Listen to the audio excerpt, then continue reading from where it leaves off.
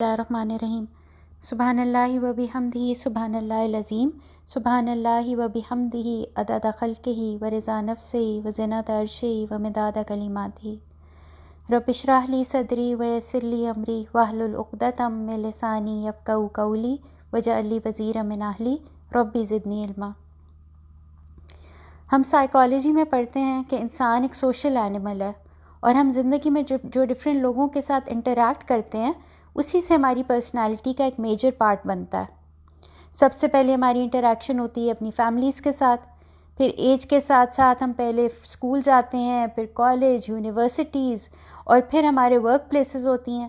اتنی ساری لوگوں سے ہم ملتے ہیں، اور پھر ان سب لوگوں کے بیچ میں سے جن لوگوں کے ساتھ ہماری تھاٹس اور بیلیوز میچ کرتے ہیں، یا جن کی کوئی کوالٹی کو ہم ایڈمائر کرتے ہیں، تو ان لوگوں کے ساتھ ہم پھر دوستی کر لیتے ہیں۔ دیٹ مینس دوستی کا رشتہ وہ ہے جو انسان خود بناتا ہے۔ Now the question is how to make friends with. تو اس کے لیے ہم دیکھتے ہیں کہ وہ کون سے نبی تھے کہ جن کو اللہ تعالیٰ نے اپنا دوست کہا۔ وہ نبی جو اللہ تعالیٰ کی دی ہوئی ہر آزمائش پر پورا اترنے والے تھے، جن کو اللہ تعالیٰ قرآن میں فرماتے ہیں کہ وہ ایک پوری امت تھے۔ He was a leader, an exceptional father, an international da'i. He was حضرت ابراہیم علیہ السلام، جن کے لیے اللہ تعالیٰ نے خلیل اللہ کا لقب جن کو پیش کیا۔ اور نبی صلی اللہ علیہ وسلم نے کن کو اپنا فرینڈ کہا؟ وہ جو مردوں میں سب سے پہلے ان پر ایمان لانے والے تھے، ہجرت کے مشکل سفر میں ان کے ساتھی تھے، اور آخری دم تک ان کا ساتھ دینے والے حضرت ابو بکر صدیق رضی اللہ تعالیٰ عنہ۔ پھر صحابہ کرام ہیں نبی صلی اللہ علیہ وسلم کے ساتھی، جن کے بارے میں نبی صلی اللہ علیہ وسلم نے فرمایا کہ my companions are like the stars, whoever of them you use as a guide you will be rightly guided. ان ایگزامپل سے ہمیں پتہ چلتا ہے نا کہ دوست کی کچھ کوالٹیز ہونی چاہیے، اور یہ کیا کوالٹیز ہوں گی کہ سب سے پہلے تو وہ مشکل وقت میں ہمارے ساتھ دینے والے ہوں، ٹرسٹ وردی ہوں، لائل ہوں، ہیلپ فل ہوں، ہم سے پیار کرنے والے ہوں، اور پھر ہمیں سیدھے راستے کی طرف گائیڈ کرنے والے ہوں۔ یہی بات حدیث میں نبی صلی اللہ علیہ وسلم فرماتے ہیں کہ آدمی اپنے دوست کے دین پر چلتا ہے، اس لیے تم دیکھ لیا کرو کہ تم کس کو اپنا دوست بنا رہے ہو۔ اس سے پتہ چلتا ہے کہ جس راستے پر ہمارے فرینڈس ہمیں گائیڈ کریں گے ہم انہی رستوں پر چل پڑیں گے۔ ایک اور حدیث میں ہمیں پتہ چلتا ہے کہ نبی صلی اللہ علیہ وسلم نے فرمایا کہ نیک ساتھی اور برے ساتھی کی مثال مشک بیچنے والے اور لوہار کی سی ہے۔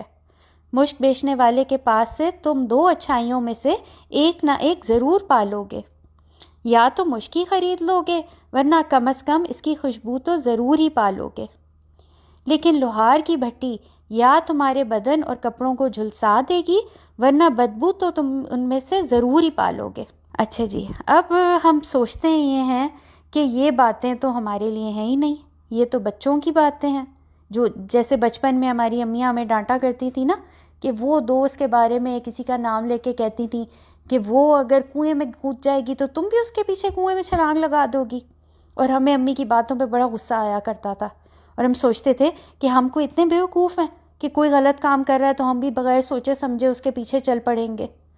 مگر جو بات ہم بھول جاتے ہیں وہ یہ ہے کہ peer pressure is a reality. Now what is peer pressure? It is the influence that our friends and our acquaintances have on us. اور یہ تو ہر ایج کے لوگ فیس کرتے ہیں۔ ہم زندگی میں کتنی دفعہ کوئی کام صرف اس لیے کرتے ہیں کہ لوگ کیا کہیں گے، اور اپنی پیرنٹس کو ہم سنا رہے ہوتے ہیں کہ امی آپ تو ہر بات سے منع کرتی رہتی ہیں، آپ کو پتہ ہی نہیں ہے آج کل لوگ کیا کیا کر رہے ہیں۔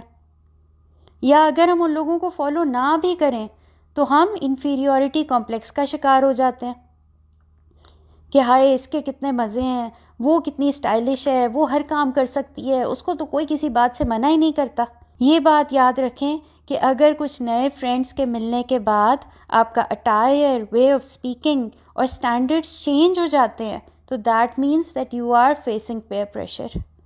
Now the question is peer pressure always bad or can it be a good thing as well؟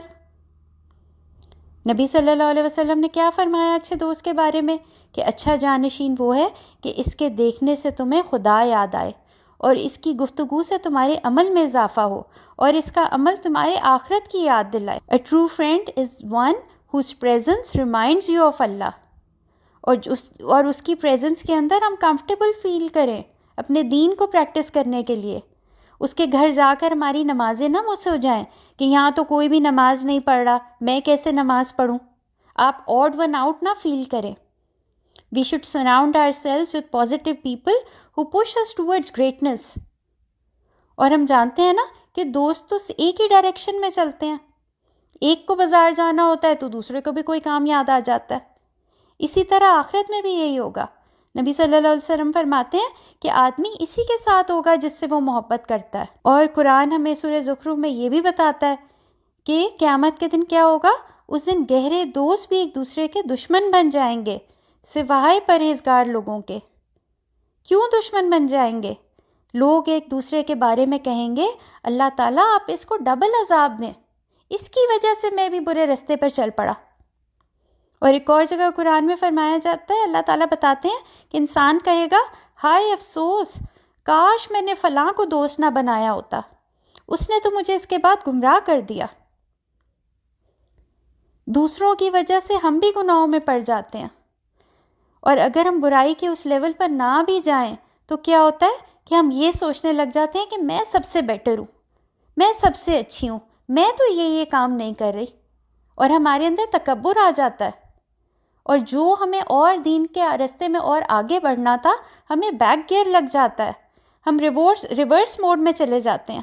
ہم چھوڑ ہی دیتے ہیں کہ اپنے آپ کو اور بیٹر کرنے کی کوشش, ہم اپنے کرنٹ سٹیٹس پہ سیٹسفائیڈ ہو جاتے ہیں. تو اب کویشچن کیا ہے کہ کیا ہمیں اپنے فرینڈس کو چھوڑ دینا چاہیے؟ تو اس کا آنسر ہے کہ نہیں. ہم کیسے ان لوگوں کو چھوڑ دیں جن سے ہم محبت کرتے ہیں؟ ہمیں تو اللہ تعالیٰ نے انسان بنا کر ہماری ڈیوٹی یہی تھی نا کہ ہم نے اللہ تعالیٰ کی اس دنیا میں اس کے دین کو پھیلانا تھا. تو کیا ہم انہی لوگوں کو چھوڑ دیں جو ہمارے سب سے قریب لوگ ہوتے ہیں؟ ہمیں تو ان کو بھی سیدھے راستے پر لے کے چلنا ہے نا. مگر ہو سکتا ہے کہ اس وقت آپ کے ایمان کا وہ لیول نہ ہو کہ آپ دوسرے لوگوں کو گائیڈ کر سکیں. تو اس کے لیے ضروری ہے کہ ٹیمپریریلی ہمیں ان لوگوں کو چھوڑنا پڑے گا اور ہمیں ان لوگوں کو چوز کرنا پڑے گا کہ جو ہمیں پتہ ہے کہ ہمیں سیدھے راستے پر لے کے جانے والے ہیں, جو ہمارے ایمان کو اور بوسٹ کرنے والے ہیں, ہمارے ایمان کو اور بڑھانے والے ہیں. اور ہمیں ایک سائڈ کو چوز کرنا پڑے گا کہ ہم نے کن لوگوں میں اٹھنا بیٹھنا ہے. ہمیشہ دو ہی راستے ہوتے ہیں نا, دونوں پر اکٹھے تو نہیں چلا جا سکتا. ہم کہتے ہیں کہ ہم تو نیوٹرل ہیں, ہم ادھر بھی ہیں اور ادھر بھی ہیں. مگر ہم حضرت عیسیٰ علیہ السلام کی یاد کریں کہ جب انہوں نے اپنے لوگوں سے پوچھا تھا کہ کون ہے انصار, کون بنے گا اللہ تعالیٰ کا مددگار, تو کچھ جو نوجوان تھے وہ اٹھ کھڑے ہوئے اور انہوں نے کہا کہ ہم ہیں اللہ تعالیٰ کے مددگار. انصار اللہ کہا گیا ان کو. اور اللہ تعالیٰ میں قرآن میں فرماتے ہیں کہ اللہ کا رنگ اختیار کرو. تو جب کوئی رنگ کیا سمبلائز کرتا ہے؟ کوئی کلرز ہوتے ہیں نا, ہر پارٹی کا بھی کلر ہوتا ہے, ہر فلیگ کے بھی کچھ کلرز ہوتے ہیں جن سے ہمیں پتہ چل جاتا ہے, جو ایک سمبل ہوتا ہے کہ ہاں یہ وہ لوگ ہیں. تو ہمیں بھی اپنے آپ کو آئیڈینٹیفائی کرنا پڑے گا کہ ہم کن لوگوں کے ساتھی ہیں, یا رائٹ یا لیفٹ, یا صراط مستقیم یا شیطان کا بتایا ہوا راستہ. دونوں پہ اکٹھے نہیں چلا جا سکتا. ہمیں اپنی زندگیوں میں اپنے ساتھیوں کو چوز کرنا ہوگا. Sometimes our circle of friends decreases in size, but it increases in value. اگر ہم اللہ تعالیٰ کی خاطر ٹیمپریلی کچھ لوگوں کو چھوڑ دیں گے تو اللہ تعالیٰ انشاءاللہ ان سے بہتر لوگ ہمیں دیں گے. وہ لوگ اللہ تعالیٰ ہمیں دے دیں. اللہ تعالیٰ سے دعا بھی یہی ہے کہ اللہ تعالیٰ ہمیں ایسے لوگوں کا ساتھی بنا دے جن کے ساتھ ہمیں یقین ہے کہ ہم جنت میں وہ جو اللہ تعالیٰ ڈسکرائب کرتے ہیں نا قرآن میں کہ مسندوں پہ اکٹھے بیٹھے ہوں گے مزے سے آمنے سامنے, اور وہ مشروبات ان کو پیش کیے جا رہے ہوں گے اور وہ خوب انجوائے کر رہے ہوں گے, گپے مار رہے ہوں گے اور ٹھنڈی ٹھنڈی ہوائیں چل رہی ہوں گی, اور جہاں پہ نہ کبھی کوئی غم ہوگا نہ کوئی پریشانی ہوگی.